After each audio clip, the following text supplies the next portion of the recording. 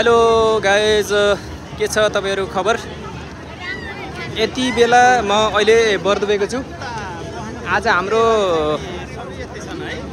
यहाँको उद्देश्य खासै केही थिएन। हाम्रो पहिलो त यता हाम्रो ईश्वरा मेरो वाइफ, छविलाल अङ्कल, त्यसै गरिकन हाम्रो कहाँ हुन्छ कमल दाजु समग्रमा भेटघाट कार्यक्रम भयो। त्यसपछि अब फेरि आज यो हाम्रो राष्ट्रसभाको पूर्व श्रम मन्त्री डीपी अरेलज्यू पनि आउनु रहेछ। उहाँसित भेट हुने अवसर पनि मिल्यो।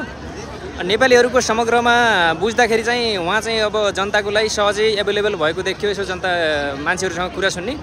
अब एमाले काङ्ग्रेसको गतिविधि स्थिति के छ भन्दाखेरि अब नेता भनेपछि भेट्नै नदिने, कार्यकर्ताले पुरै घेरेर झोलेहरूले साइड लाख भन्ने। त्यसपछि अब त्यो आपत्तिजनक छ, त्यसो गर्न भएन।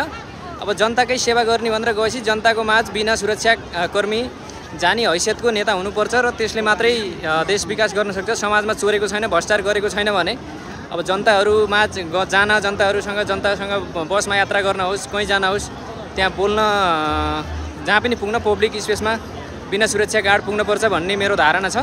अब नेपालीहरूको यहाँको अवस्था हेर्ने भने घन्टीप्रति एकदमै मैले त्यस्तो खासै विरोध चाहिँ देख्दैन। के रे छ कसरी नराम्रो भन्दैन। अब रविलाई चाहिँ एउटा व्यक्तिलाई सहकारीमा थुनेर कुनै पनि विषयमा काम नगरेको ठिक छ। रविले त कामै चोरेको भए पनि त्यसलाई चाहिँ अब उसको सम्पत्ति बेचेर भए पनि उसले चाहिँ तिर्छु भनेको अवस्था छ। र अरूको पनि अब सम्पत्ति बेचेर चाहिँ तिनीहरूको क्षतिपूर्ति दिनुपर्छ। किनभने एन्ड अफ द टाइम त त्यो पैसा त जनताको पाउनुपर्ने हो। त्यो नगरेर त्यस्तो गरेको देखिन्छ। अब यस्तै छन्, यहाँ यावत विषयहरू छन्। यद्यपि अब नेपालीहरूको चहल पहल छ। यो गर्मीको समयमा पनि तपाईँले देख्न सकिन्छ होइन, एकदमै नेपालीहरूको चहल पहल छ। आज अलिक कम छ गर्मीको मौसमले गर्दाखेरि। अब त्यही पनि कम चाहिँ छैन। ओहो, गर्मीमा फलामले काट्छ भने चाहिँ घट्टाबाट चिया पिइरहेको अवस्था छ यतातिर।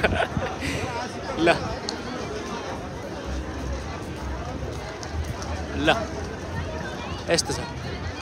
यो चाहिँ यहाँ चाहिँ 80 to 95% मलाई लाग्छ नेपालीहरूकै उपस्थिति छ यहाँनिर।